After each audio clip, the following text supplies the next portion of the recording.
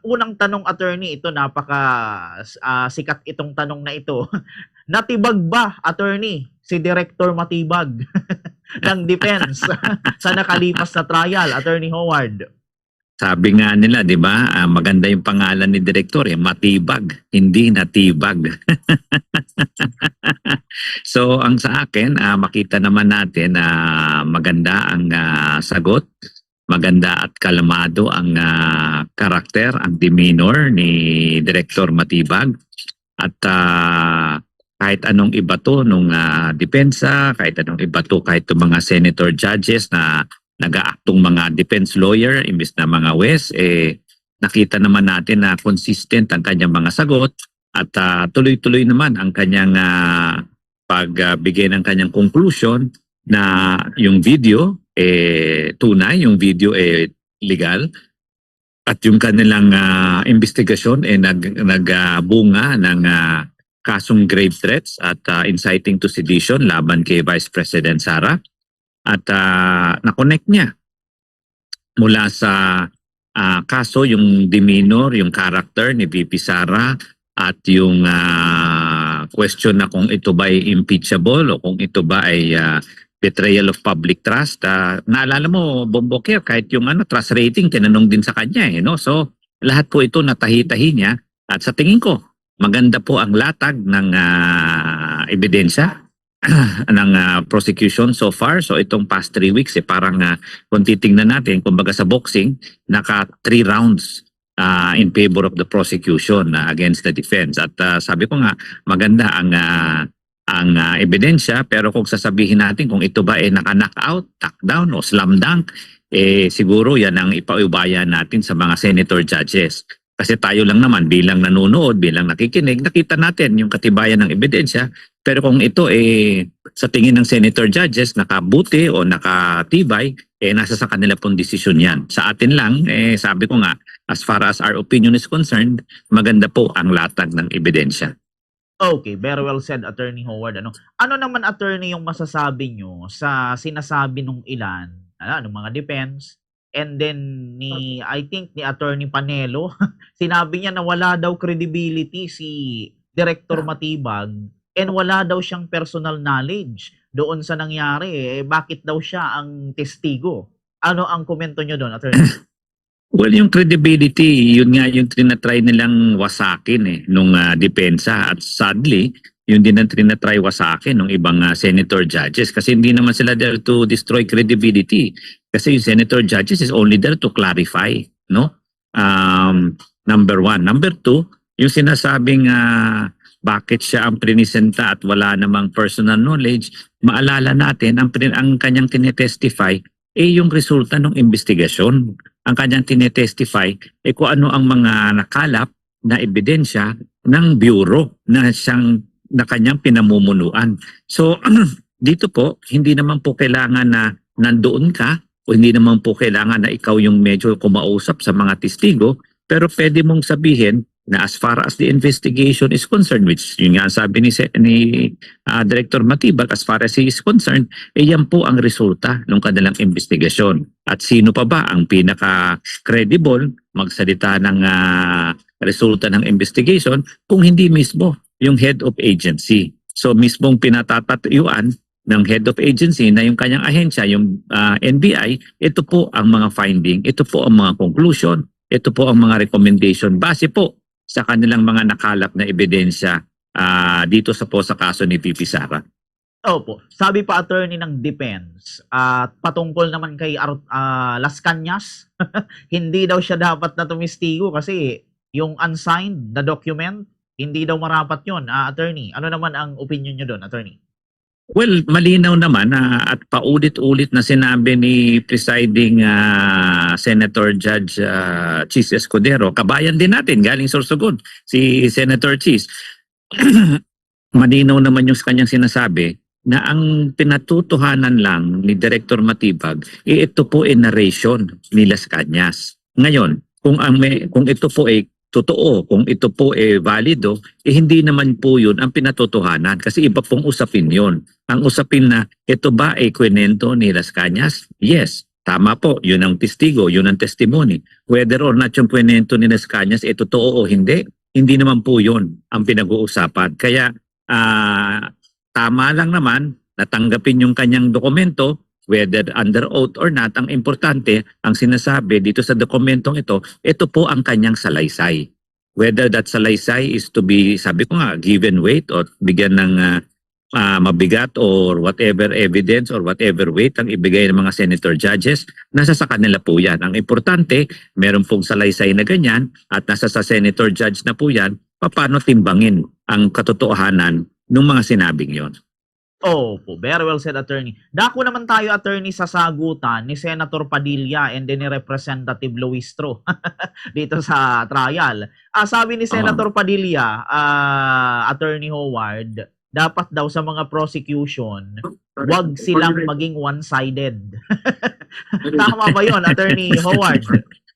Well, alam mo, Bombokiel, ako po abogado, naglilitigate po tayo. Tayo po sabi ko nga, we are advocates of our client. Kung ating kliyente yan, siyempre kukunin natin yung side ng kliyente natin.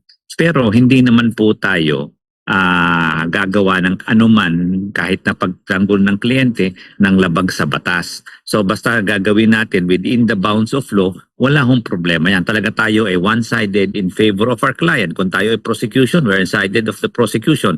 Kung ikaw ay defense, nasa side ka ng defense. Pero ang dapat tandaan natin, ang sumumpa na dapat neutral, ang sumumpa na dapat hindi one-sided, yung mga senator judge. Si mismong Robin Padilla, sinumpaan po niya na dapat hindi siya biased, dapat open-minded siya, dapat wala siyang kinikilingan. So yan ba masasabi natin sa kanyang mga actuation the last 3 weeks? So sana naman po respetuhin niya yung kanyang oath of office na maging senator judge, na maging hindi biased at hindi kumiling sa kahit na sinong political party o kahit na sinong politiko. So tingin natin na mas tingin ko mas naaakma yung salitang yon sa kanya para dapat talaga siya maging neutral at hindi one-sided.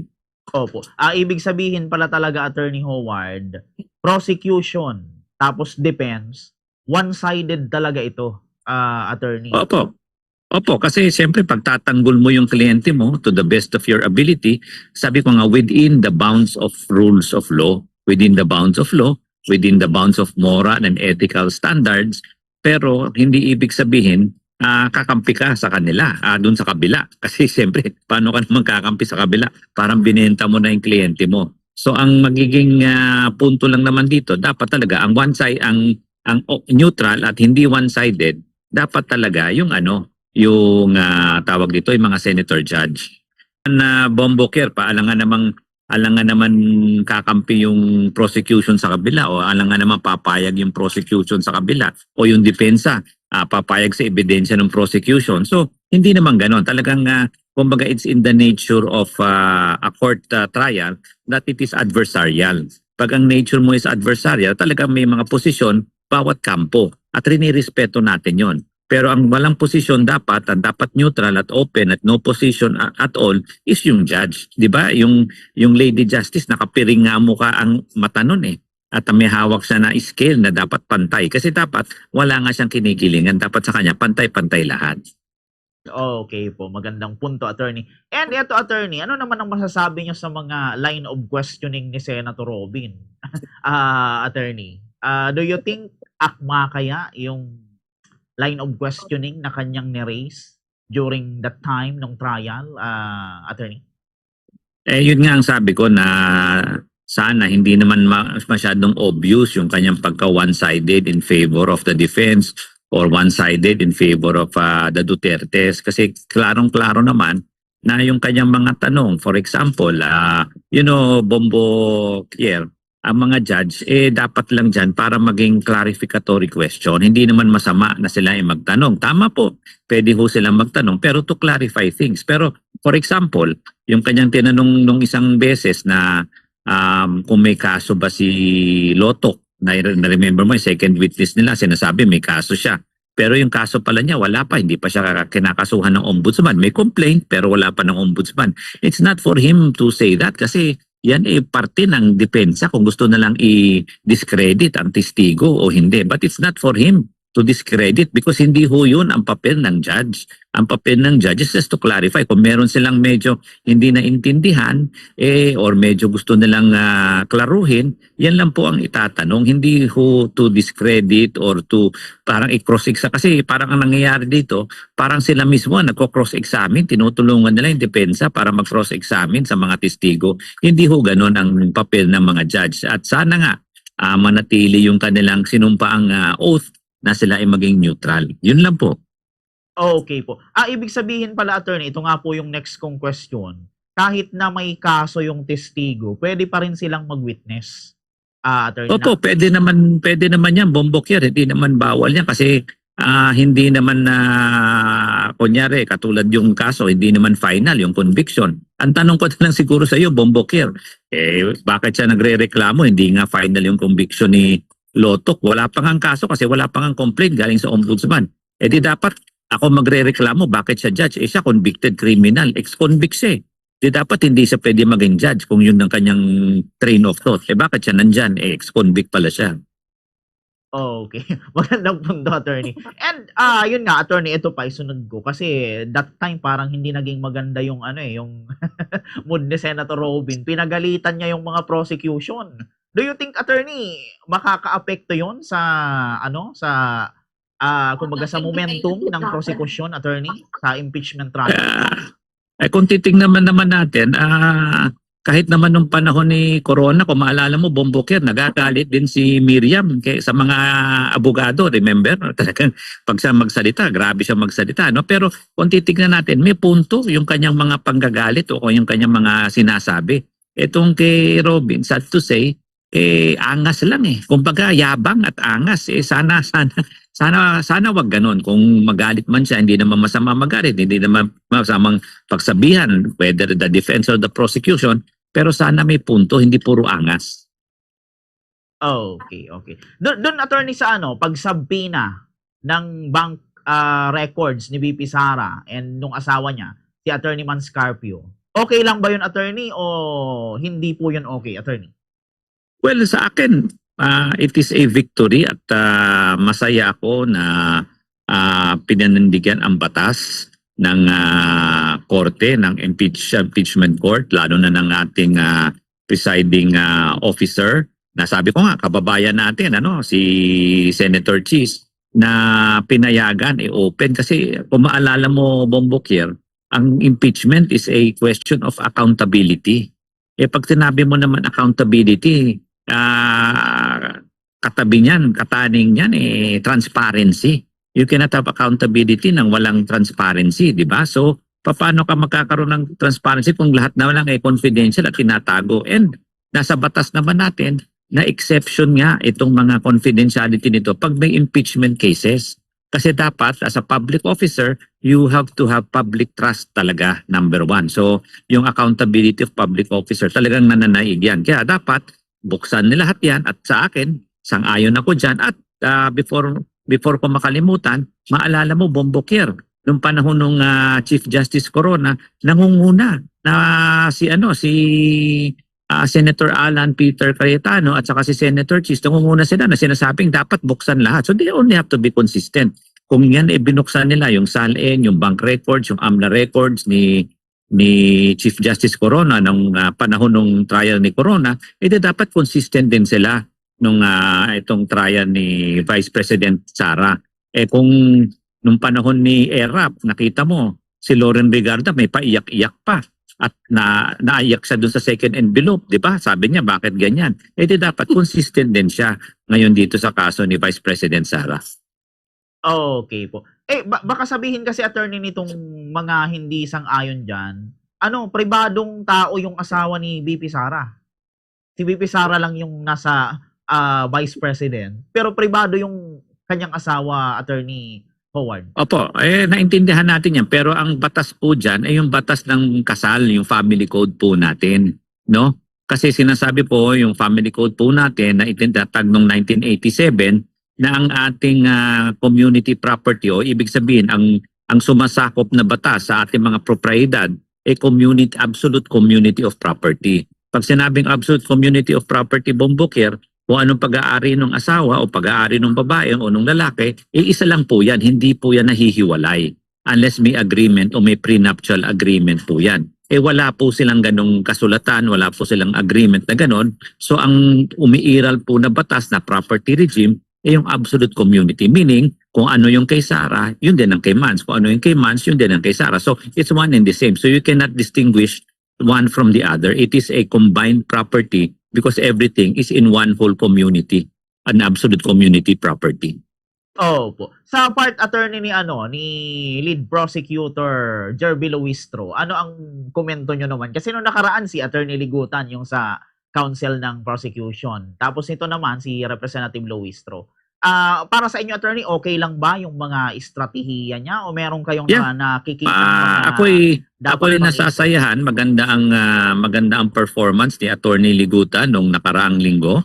Maganda rin ang performance ni Congressman Luistro nitong last week or the few days. At siguro wag natin kakalimutan na Bombo Kier, yung napakagaling na performance ni Congressman Dean Cheljokno doon sa kanyang debate tungkol dito sa pagbukas ng mga dokumento. So far tingin ko maganda ang presentasyon niya at matibay at maganda ang latag ng mga prosecution lawyers. Kita natin kalmado sila at bihasa sila. Alam po nila yung kanilang ginagawa. At siguro pansinin ko na lang yung kay Congressman Luistro na galing Batangas, siguro tanong ko sino ba yung mga kuturiri niya? Ang gaganda ng mga damit niya. Palagi talagang hindi lang talbog sa talino, talbog pa sa ganda ng suot at ganda ng smile. Okay, very well said, attorney. And next week, attorney, sa pagpapatuloy ng trial, kung hindi ako nagkakamali, Miyerkules, kasi na ng Lunes, Martes wala pa, Miyerkules yung resume. Ano kaya, attorney, yung mga mangyayari pa or aabangan ng publiko, attorney? Siguro, Bomboker, paalala natin, just to guide everybody. Since may session na, umaga na po ang simula ng hearing, 10 to 3. No? Hindi katulad dati, di ba, hapon nagsisimula. So number 1, so asahan natin yung mga sumusubaybay, baka akala nila subay mo na 2 o'clock, 3 o'clock, patapos na yon. So yung gustong sumubaybay, paalala natin, simula next week, 10 o'clock na po ang hearing, 10 to 3, number 1. Number 2, paalala natin, tapos na po yung Article 4, yung grave threats. So ibang artikulo na po tayo papasok next week. Ang sisimulan na po, ito po yung article on confidential funds, yung 612 million confidential funds na hindi mapaliwanag ni Vice President Sara kung saan niya ginastos yung confidential funds ng Office of the Vice President at ng DepEd nung siya po ay secretary ng DepEd. At siguro magandang tingnan ito, Bomboker, kasi baka makita na natin si Mary Grace Piotto, si Uwishi Tempura, yung mga ganyan. Tingnan natin, totoo bang tao itong mga to o kumbaga hinula-hula lang at hindi naman totoo. So tingnan po natin. Maganda po itong mga susunod na ito para malaman din natin kung anong nangyari sa confidential funds na sinasabi nila na ginastos daw in tawag ito 11 days. Pero dito lalabas na nagastos ito ng 1 or 2 days lang. So, ewan ko, Bomboker, kaya ba natin gumastos ng 612 million in 2 days or 11 days? Siguro, pag binigyan tayo ng 612 million, sasabihin natin, thank you, sana all. Okay po, yun. Very well said ulit, attorney. Ito, attorney, dahil paubos na yung ating oras. Siguro, attorney, ano po ang inyong maiiwan ulit na mensahe naman sa publiko na nakatutok po dito sa impeachment trial, attorney?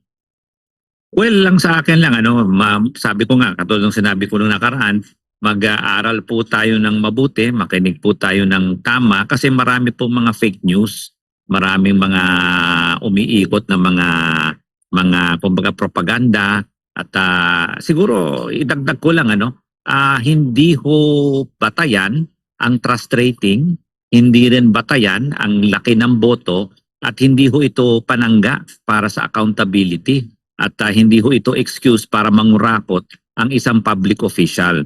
So kung may nagsasabi na mataas ang public rate, ang trust rating, mataas ang boto, ito po nanghuhulugan lang na dapat ang ating public official lalong maglingkod imbis na magnakaw o magtago sa under confidential issue na hindi man sinasabi kung ano yung transparent at ano yung totoo. So it does not remove her from accountability. So siguro yung pong tandaan natin para going with itong impeachment, matuto po tayo na makita natin na ang punto po dito hindi ho trust rating, hindi ho politika, hindi ho boto, pero ang punto po dito ay accountability, transparency at yung sinasabi nga natin na sana po wala hong corrupt sa ating bayan.